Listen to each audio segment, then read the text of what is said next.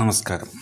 ഇന്നത്തെ വിഷയം Iran America Israel യുദ്ധം നടന്നുകൊണ്ടിരിക്കുന്ന സാഹചര്യത്തിൽ നമ്മുടെ രാജ്യത്തെ അത് എങ്ങനെയൊക്കെ ബാധിക്കും, ജനങ്ങളെ എങ്ങനെയൊക്കെ ബാധിക്കും എന്ന വിഷയത്തെക്കുറിച്ചിട്ടാണ്. ഒന്നാമത്തെ പ്രശ്നം ഓൾറെഡി നമുക്കിപ്പോൾ തുടങ്ങി. ഷോർട്ടേജ് ഓഫ് ഗ്യാസ് കിട്ടാനില്ല. അതുപോലെ പെട്രോളിൻ്റെ ലഭ്യത കുറഞ്ഞിരിക്കുകയാണ്, പെട്രോളും ഡീസലൊക്കെ. അതായത് നമ്മുടെ രാജ്യത്തേക്ക് വരുന്ന രാജ്യത്ത് ഉപയോഗിക്കുന്ന പെട്രോൾ, ഡീസൽ, ഇന്ധനങ്ങളായാലും ഗ്യാസ് ആയാലും ഒക്കെ വിദേശത്ത് നിന്ന് ഇറക്കുമതി ചെയ്യുകയാണ്. മാക്സിമം കുറച്ച് മാത്രമേ നമ്മുടെ രാജ്യത്ത് ഉൽപ്പാദിപ്പിക്കപ്പെടുന്നുള്ളൂ. അതിനും റോ മെറ്റീരിയൽസ് എല്ലാം, ക്രൂഡ് ഓയിലായാലും എല്ലാം പുറത്തു നിന്ന് നമ്മൾ ഇറക്കുമതി ചെയ്യുകയാണ്. അപ്പോൾ അത് വരുന്ന റൂട്ട് എന്ന് പറഞ്ഞാൽ ഇറാൻ്റെ കൺട്രോളിലുള്ളതാണ്.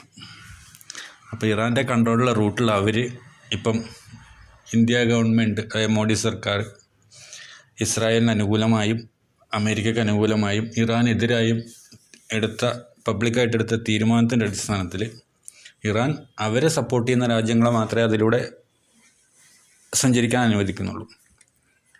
ശരിക്ക് അതൊരു തെറ്റായ നടപടിയാണ് ഗവൺമെൻറ് എടുത്തത്. കാരണം ഈ യുദ്ധത്തിൽ ഇന്ത്യക്ക് യാതൊരു പങ്കുമില്ല.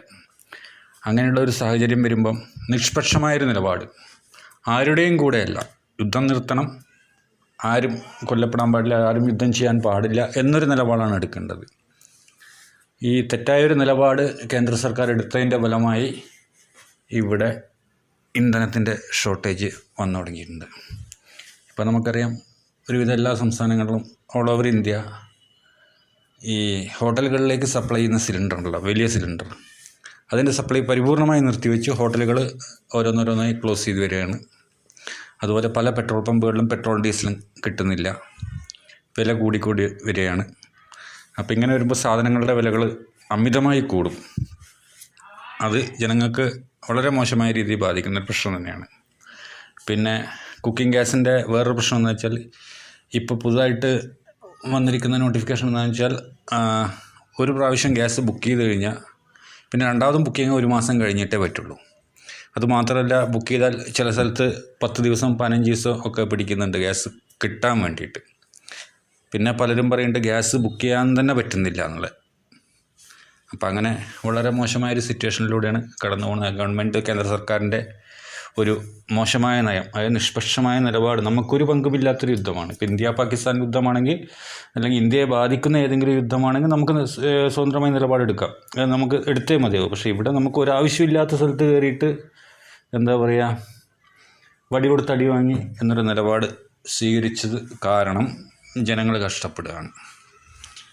അപ്പം ഈ ഇന്ധനങ്ങളുടെ, പെട്രോളായാലും ഡീസലായാലും അതിൻ്റെയൊക്കെ വില കൂടുക, അല്ലെങ്കിൽ അവൈലബിലിറ്റി, അവൈലബിലിറ്റി കുറയുക, കിട്ടാതിരിക്കുക എന്ന് വരുമ്പം ട്രാൻസ്പോർട്ടേഷനെ ബാധിക്കുമ്പോൾ സാധനങ്ങളൊന്നും, പച്ചക്കറിയായാലും പലചരക്കായാലും അങ്ങനെയുള്ള അത്യാവശ്യ സാധനങ്ങളൊന്നും കിട്ടാതെ വരും.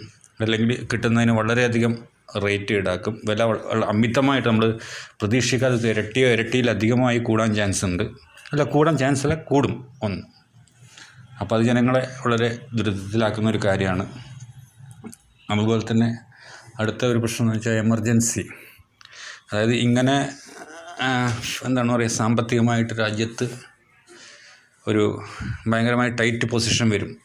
അവിടെയാണ് യുദ്ധം നടക്കണമെങ്കിൽ ഇവിടെ ഈ സാധനങ്ങളുടെ വില കൂടുന്തോറും സാമ്പത്തിക ഞെരുക്കം വരും. അതായത് ഫൈനാൻഷ്യലി രാജ്യത്ത് ടൈറ്റായിട്ടുള്ള പൊസിഷൻ വരുമ്പോൾ പ്രസിഡൻറ്റിന് നടപ്പിലാക്കാവുന്നൊരു നിയമമുണ്ട്. ആർട്ടിക്കിൾ 360 ആണ് കോൺസ്റ്റിറ്റ്യൂഷനിൽ, നമ്മുടെ ഭരണഘടനയിലെ 360-ാം വകുപ്പ് പ്രകാരം പ്രസിഡൻറ്റിന് തീരുമാനിക്കാം. അതായത് കേന്ദ്ര സർക്കാർ അതുപോലെ സംസ്ഥാന സർക്കാർ ജീവനക്കാരുടെ ശമ്പളം വെട്ടിക്കുറയ്ക്കുക, അല്ലെങ്കിൽ പരിപൂർണമായിട്ട് നിർത്തലാക്കുക. വെട്ടിക്കുറയ്ക്കാൻ അവർക്ക് എത്ര വേണമെങ്കിലും വെട്ടിക്കുറയ്ക്കാം, അതിന് പ്രത്യേകിച്ചൊന്നുമില്ല. അത് ഗവൺമെൻറ്, പ്രസിഡൻറ്റിൻ്റെ കൺട്രോളിലാണ്. അപ്പം ഈ കേന്ദ്ര സംസ്ഥാന സർക്കാർ ജീവനക്കാർക്ക് ശമ്പളം കിട്ടാതെ വരിക, അല്ലെങ്കിൽ ശമ്പളം വളരെ തുച്ഛമായ എമൗണ്ട് കിട്ടുക എന്നൊരു സിറ്റുവേഷൻ വരികയും, അത് ആ ശമ്പളത്തിൽ ഡിപ്പെൻഡ് ചെയ്ത് ജീവിക്കുന്ന കുടുംബങ്ങൾ, അവർക്കിപ്പോൾ മിക്കവാറും എല്ലാവർക്കും ഹൗസ് ലോണ്, കാർ ലോണ്, അങ്ങനെ ഒരുപാട് അടച്ചു തീർക്കാനുള്ളതൊക്കെ ഉണ്ട്, അതൊക്കെ മുടങ്ങും. അപ്പോൾ അതൊരു പ്രശ്നം വരും. പിന്നെ വേറെ എന്താ വെച്ചാൽ, സാധനങ്ങളുടെ വിലക്കയറ്റം അത് എല്ലാവരെയും ബാധിക്കുന്നൊരു കാര്യമാണ്. അപ്പോൾ ഇങ്ങനെയൊക്കെയുള്ളൊരു സാഹചര്യം വന്നു കഴിഞ്ഞാൽ, പിന്നെ അത് മാത്രമല്ല, ഈ ആർട്ടിക്കിൾ 360 എന്ന് പറഞ്ഞാൽ അതിന് പ്രത്യേകിച്ച് ഇത്ര ഡ്യൂറേഷൻ, ഇത്ര ഡേയ്സ് അങ്ങനെ ഒരു കണക്കൊന്നുമില്ല. അത് ഗവൺമെൻറ് തീരുമാനിക്കാം, എത്ര കാലം വേണമെങ്കിലും അത് നടപ്പിലാക്കാം. അപ്പോൾ ഈ പ്രശ്നങ്ങളൊക്കെ നമ്മൾ നേരിടാൻ പോവുകയാണ്. അപ്പോൾ ആദ്യമായിട്ട് നമ്മൾ അതിന് ചെയ്യേണ്ടത് എന്താണെന്ന് വെച്ച് കഴിഞ്ഞാൽ നമ്മളുടെ സുരക്ഷിതത്വം, അതായത് ബാങ്കുകളിൽ പൈസ വയ്ക്കാതിരിക്കുക, മാക്സിമം കയ്യിൽ ക്യാഷ് കൊണ്ട് നടക്കുക. ബാങ്കിലുണ്ടെങ്കിൽ പിൻവലിച്ച് കയ്യിൽ വയ്ക്കുക. അതുപോലെ തന്നെ നമ്മുടെ അത്യാവശ്യ സാധനങ്ങളും ഗ്യാസൊക്കെ അവൈലബിലിറ്റി ഉണ്ടെങ്കിൽ നിങ്ങൾ മാക്സിമം വാങ്ങി വീട്ടിൽ സ്റ്റോക്ക് ചെയ്യുക. ഒരു 3-4 മാസത്തേക്കുള്ള പച്ചക്കറി, പച്ചക്കറി പറ്റില്ല എന്നാലും പലചരക്ക് സാധനങ്ങൾ, ഉപ്പ്, പരിപ്പ് എന്നൊക്കെ പറഞ്ഞ പോലെയൊക്കെ സ്റ്റോക്ക് ചെയ്യുക എന്നൊക്കെയാണ് ഇതിന് ഒരു പോംവഴിയുള്ളൂ. എന്തായാലും നോക്കാം, എന്താ വരുന്നത് നമുക്ക് വീണ്ടും നോക്കാം. Okay, thank you.